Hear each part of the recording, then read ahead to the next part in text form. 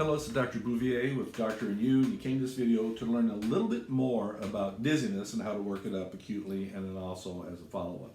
So you had this dizzy spell that was truly a dizzy vertigo spell versus a lightheadedness, which could be dehydration or adrenal issues or salt, some other electrolyte issue. But this was truly vertigo. The room was spinning around you. And the important factor there when you see these people acutely is you have to discern, is it true dizziness as in vertigo or dizziness as in lightheadedness? And hers went to the pathway of dizziness. We can talk later on about the pathway of lightheadedness. But for her, the dizziness was true. Interesting historical point here, she did not have any kind of hearing difficulty or ringing of her ears, tinnitus.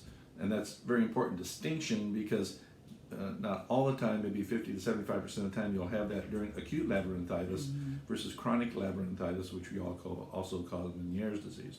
But this, he called it in the ER an inner ear issue. It does sound like that, but she didn't have the hearing thing or tinnitus. So for our further work up here, we really need to look at the cardiac issues that may be causing part of this. Medication always is part of the problem, but also what path do we take? Do we urgently decide that we have to get this stuff taken care of like immediately, like today as an emergency follow-up, or do we have a week or two to take care of this? And for her, we're gonna take a week or two to kind of ease into this. We're gonna try her with some antivert to help her with the dizziness because she's had this historically in the past.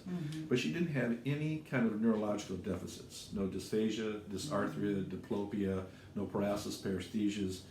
So that kind of leads us down the path of non-neurological, more inner ear. So some of the treatments here that we like to do with people is put them on, increase your water intake, try the antivert. If antivert doesn't work, we add the patch behind the ear, scopolamine patch behind the ear. I'd like to use some of the homeopathic blends here, ginger and celery seed extract. Celery seed extract, liquid, 20 drops in water twice a day. It really helps the lymphatics go from kind of thick and tenacious mess and crystallization even in the inner ear to a nice thin watery presence. And over a 2 or 3 day period, sometimes we just use the celery seed extract alone and boom, it takes care of things. But acutely here we like to use the allopathic and homeopathic blend of treatment here. If you're a purist allopath, then forget the celery seed I just told you or ginger. But for her, we're going to use both today. So again, this is Dr. Robert Bouvier talking a little bit more about dizziness, the diagnostic workup, and also the treatment. Take care.